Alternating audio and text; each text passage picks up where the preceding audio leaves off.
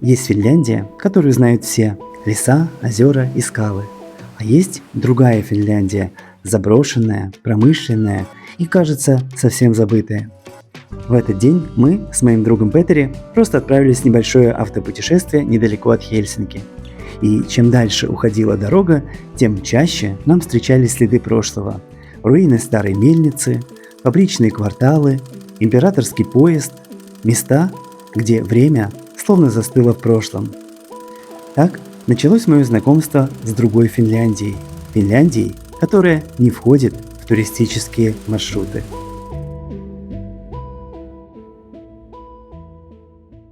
Ранним майским утром финские дороги выглядят особенно красиво. Леса, луга и редкие фермы медленно сменяют друг друга за окном автомобиля. В такие моменты хочется не спешить, а наоборот, наслаждаться каждой секундой жизни. Сегодня наш путь лежит в маленький провинциальный городок Хювинка, расположенный к северу от Хельсинки. Именно ради него изначально и задумывалась наша поездка. Однако, прежде чем там оказаться, мы сделаем небольшую остановку в одном очень живописном месте. Самой лучшей точкой для начала нашего сегодняшнего путешествия в город Хювинка служит вот это прекрасное место, вот эта речка и небольшой водопадик, называется Кухакоски.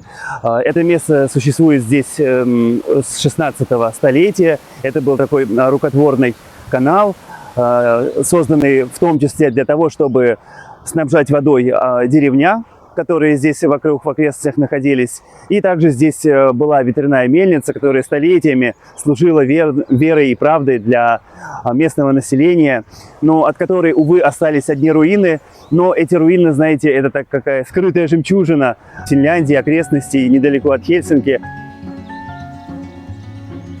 Удивительно, что это место, оно отсутствует в путеводителях, ведь это такое уникальное, интересное место не только для Инстаграма и селфи, но интересное место и для того, чтобы просто отдохнуть душой, потому что вот этот шум воды, которая здесь присутствует, вот эти вот каскад вот этих водопадов, это очень здорово, это очень такой релакс для души, для настроения, и здесь просто приятно побыть и почувствовать себя наедине с природой.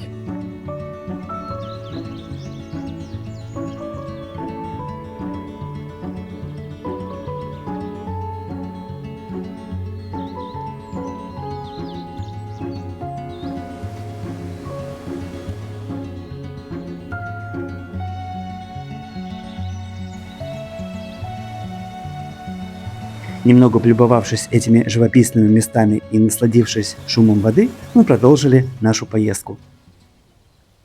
Финские дороги вновь повели нас через леса и поля Усима. Такое название носит эта область Финляндии, куда входит в том числе и Хельсинки, оставшиеся где-то позади. А впереди дорога и чудесные финские пейзажи. И тут ты понимаешь, что путешествие перестает быть просто перемещением из одной точки в другую. Оно становится частью впечатлений. Постепенно окружающий пейзаж начал меняться, и вскоре на пути появились первые жилые кварталы Хювинка. Ну вот мы и приехали в город Хювинка, город, который находится в 50 километрах от Хельсинки, от столицы Финляндии. И многие называют Хювинка таким бетонным городом, городом, сделанным из бетона или даже вот из красного кирпича местами. Город, который застыл в 60-х, 70-х годах. И если вы думаете, что это минус, то нет, вы ошибаетесь, это скорее плюс, потому что это и есть та изюминка этого города, что в нем можно, подобно тому, как сесть в машину времени и отправиться в прошлое, отправиться где-то примерно на 50-60 лет назад и увидеть такой обычный провинциальный захолустный городок, как он живет. Впрочем, он не такой уж и захолустный, а очень даже интересный. И сейчас мы с вами в этом убедимся. Хювинка – идеальный город для неспешного знакомства. Его история тесно связана с железной дорогой. Когда на рубеже 19 и 20 веков здесь появилась железнодорожная станция, вокруг нее постепенно начал формироваться будущий город. Важную роль сыграла и шерстяная фабрика, ставшая одним из городских символов. Но Хювинка – это не только фабричные корпуса и железнодорожные пути. Здесь также есть собственная Швейцария. Обо всем этом мы сегодня обязательно поговорим, но позже. А пока мы отправимся к самому красивому зданию Хювинка. Это вот эта больница, которая построена была в конце 19 столетия знаменитым и моим, кстати, самым любимым архитектором. Дождь пошел по имени Ларс Сонг. Здание построено в стиле югенд, и во время войны было частично уничтожено. И была уничтожена одна из двух башен, которые здесь были красивых, интересных башен. Осталось только это. Это был санаторий, который был построен в 19 столетии. И интересно, что в 1915 году осенью здесь была такая курортная санаторий, успокаивали нервы, лечили бессонницу. И среди посетителей была так называемая госпожа Гумилева, жена Николая Гумилева, Анна Ахматова, поэтесса. И здесь есть табличка, установленная в 1992 году, говорящая об этом. И здесь госпожа Гумилева провела 2 недели отдыха, чтобы отдохнуть от городской суеты России. Дождь не помешает нам увидеть по соседству с санаторием несколько зданий, и одно из них – дом, принадлежавший некогда главврачу санатория. Сегодня в нем работает детский сад. Дождь никак не заканчивается, но в городе много кафе. В одном из них, а именно в кафе Кулма, мы попьем кофе, чтобы набраться сил и переждать непогоду. У меня сегодня горячий капучино, идеальный вариант в это прекрасное утро. Люди в Хьювинка, по-моему, не такие, как в Хельсинки. Они более сдержанные, но при этом более открытые и приветливее. После кафе мы отправились к главному туристическому месту в Хьювинка.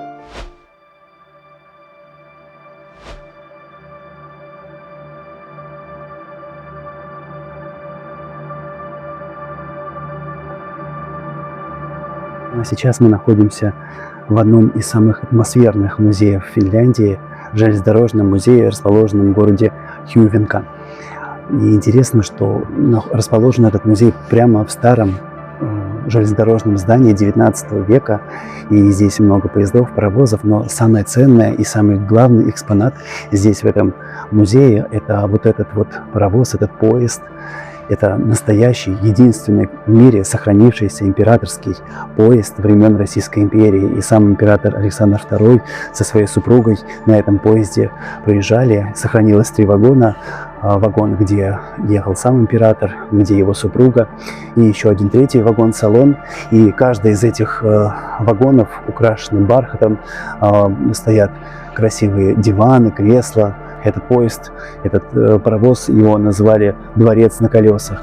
Как мы знаем, в 19 и начале 20 века Финляндия входила в состав Российской империи.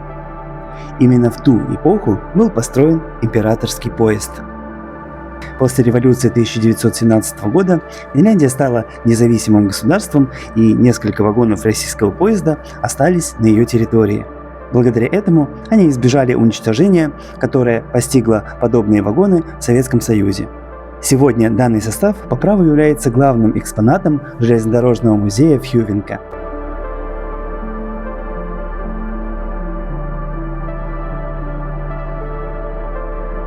Мне кажется, что этот музей очень хорошо вписывается в атмосферу нашей сегодняшней поездки по индустриальной Финляндии. Железная дорога сыграла огромную роль в развитии страны, а такие места позволяют буквально прикоснуться к истории. Тем более, что музей расположен в бывшем железнодорожном депо, где до сих пор ощущается особая атмосфера старой железной дороги. Запах дерева, металла, шпал и машинного масла. Особенно интересно заглянуть в сохранившуюся ремонтную мастерскую. Здесь можно увидеть, как раньше обслуживали и ремонтировали многочисленные детали железнодорожного хозяйства. Железнодорожный музей в Хьювинка имеет как внутреннюю часть музея, так и внешнюю, уличную. И здесь на улице не менее интересно. Стоят старые деревянные, как правило, постройки, связанные с железной дорогой, со станцией. Вот сзади меня это здание вокзала, старой станции, которые ныне не действуют, но которые, как музейный экспонат, показывает, какие были станции в Финляндии и в Российской империи в 19 столетии, в начале 20 столетия.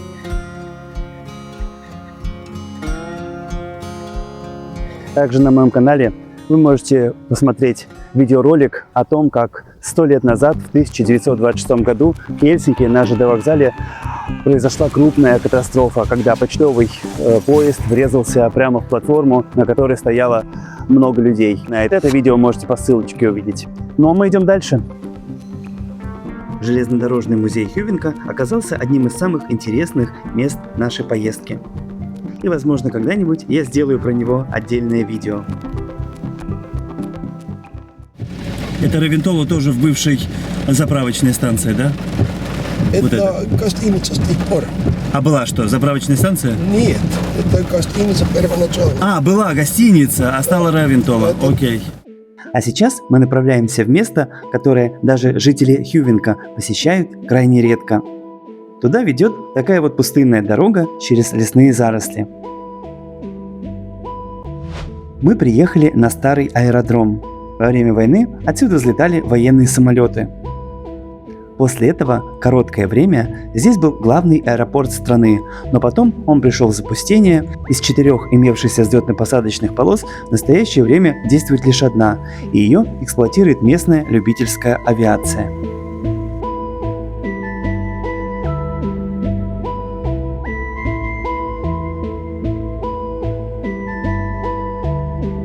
Среди относительно неприметных самолетов аэродрома выделяется один весьма любопытный экспонат. Вы видите самолет, который выкрашен в тот же цвет, что и моя сегодняшняя куртка. Это самолет Ан-2. И интересно, что да, здесь, в Финляндии, в Хювинка, в старом аэропорту стоит самолет Ан-2, который носит имя, вернее фамилию его конструктора, российского советского инженера Антонова. Не Юрия Антонова, не певца, а инженера Антонова. Я, к сожалению, не знаю его имени или знаю, но не помню. Кстати, интересно, что это самый большой самолет с одним двигателем. То есть, ну вы поняли. Рядом с аэропортом в лесополосе мое внимание привлекли загадочные каменные конструкции. Весьма вероятно, что во время Второй мировой войны это были защитные укрепления, защищающие аэропорт. Здесь, в безлюдном лесу, вдали от цивилизации, эти руины выглядят слегка мрачно.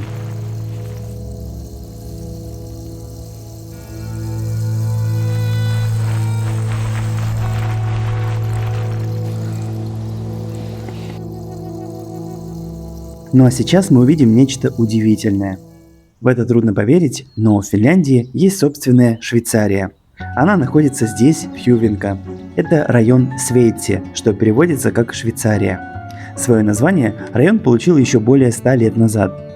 Холмистый рельеф, сосновые леса и чистый воздух настолько впечатлили гостей местного санатория, того самого, который мы видели некоторое время назад, что они сравнивали эти места со швейцарскими курортами.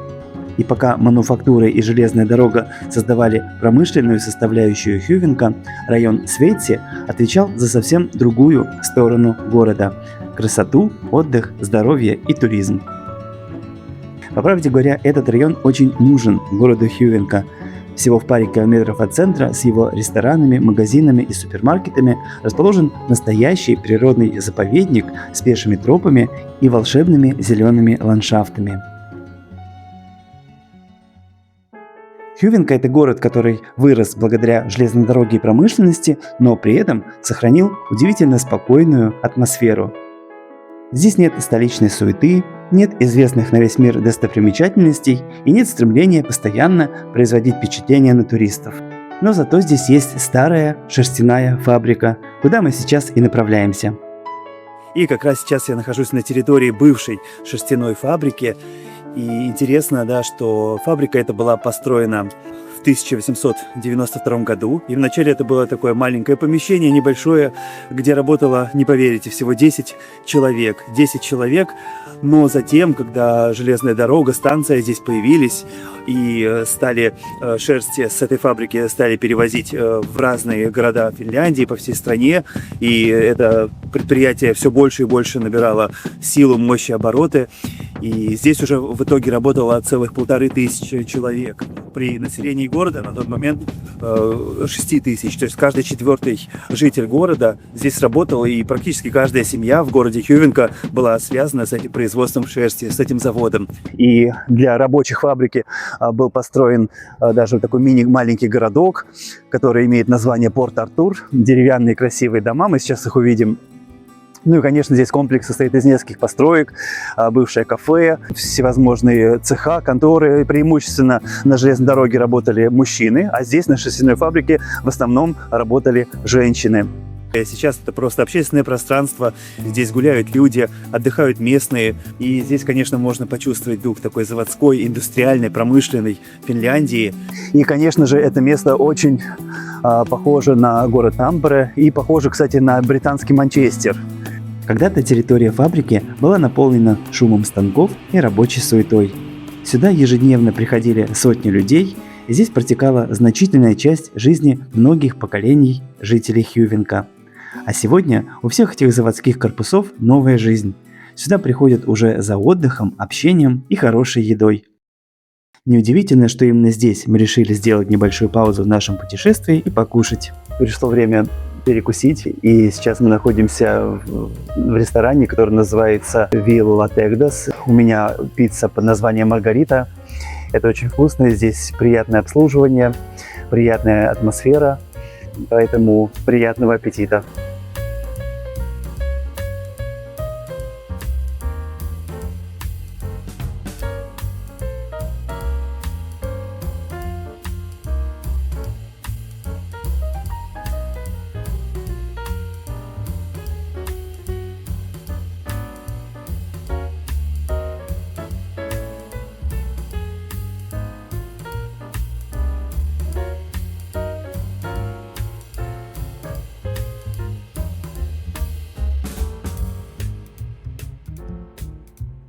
После фабрики особенно интересно перенестись в район Порт-Артур.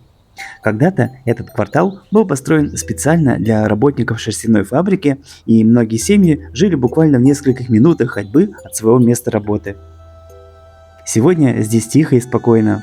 Деревянные дома, зеленые дворы и грунтовые улочки совсем не напоминают о том, что когда-то рядом кипела промышленная жизнь. Но стоит поднять взгляд, и за деревьями вновь виднеются знакомые кирпичные корпуса фабрики, напоминая о прошлом этого яркого и интересного места. Наша прогулка по Хьювинка подошла к концу, но это еще не конец нашего видео, и нас по пути в Хельсинки ждет одно очень интересное место. Давайте же туда отправимся, возможно, именно оно будет самым интересным и самым красивым местом в нашей сегодняшней поездке, в нашем сегодняшнем приключении. Город оставил очень приятное впечатление.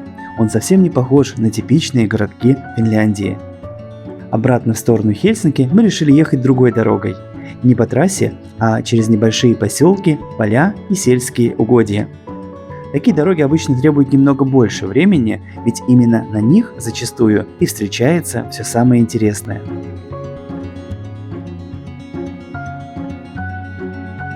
Такие дороги позволяют увидеть Финляндию, которая, как правило, остается за пределами популярных маршрутов.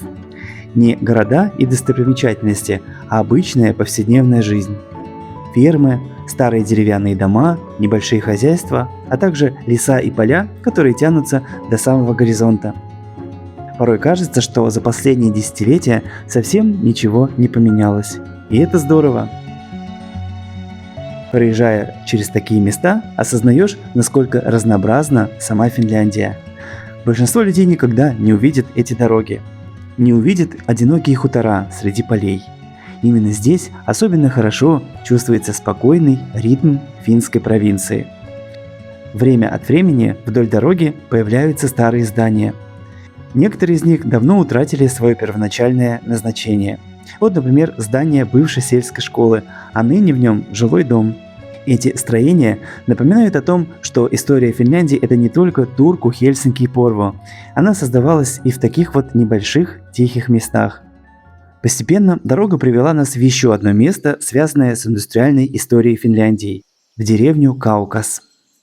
Мы доехали до кульминационной, финальной точки нашего сегодняшнего приключения, до такого красивого местечка, где звучит плеск ручья, плеск таких маленьких порогов водопадных, где слышно пение птиц, шум листвы и такой красивый, такой интересный индустриальный пейзаж.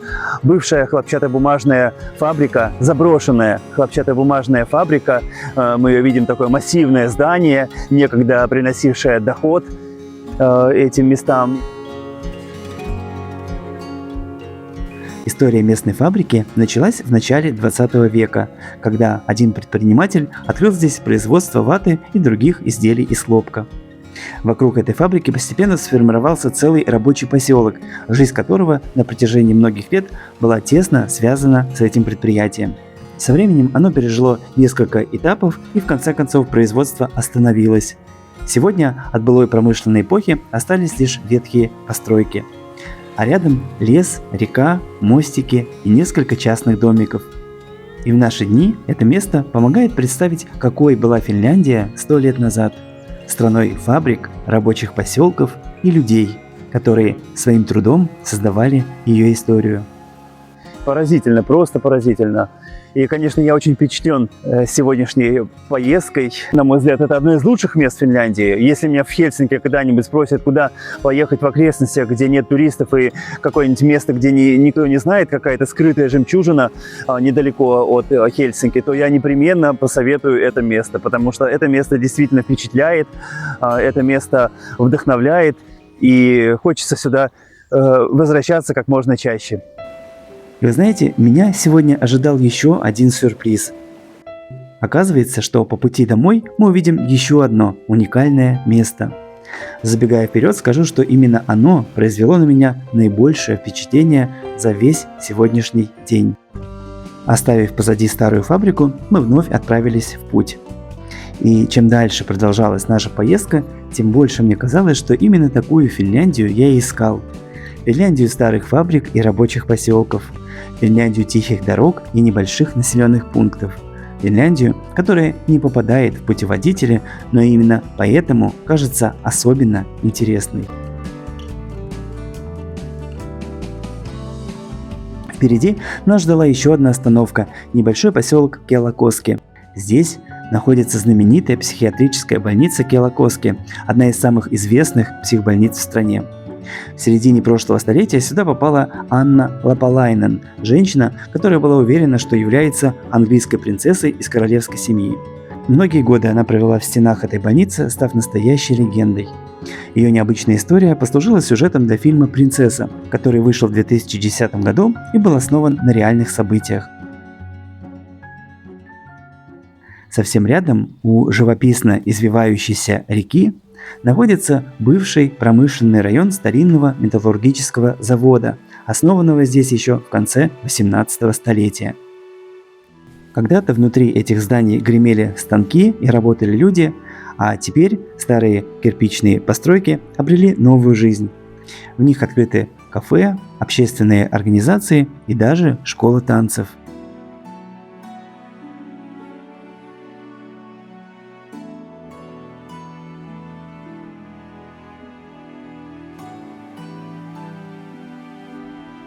Меня до глубины души поразила атмосфера этого места.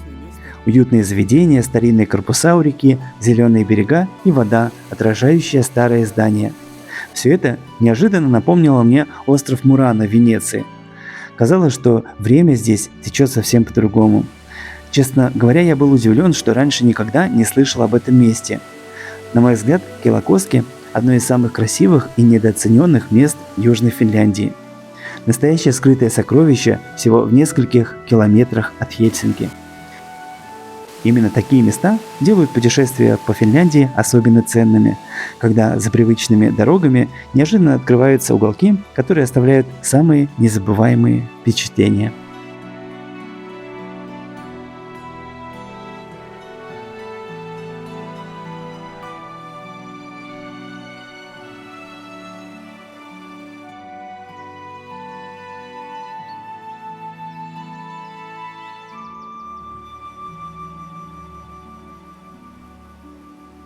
И вот в этом вот живописном, прекрасном месте наша прогулка и наше сегодняшнее видео заканчивается. Дорогие друзья, очень приятно, что вы посмотрели это видео до конца. Пожалуйста, напишите в комментариях, хотели бы вы еще видеть какие-то подобные поездки, подобные городки, подобные места, как это.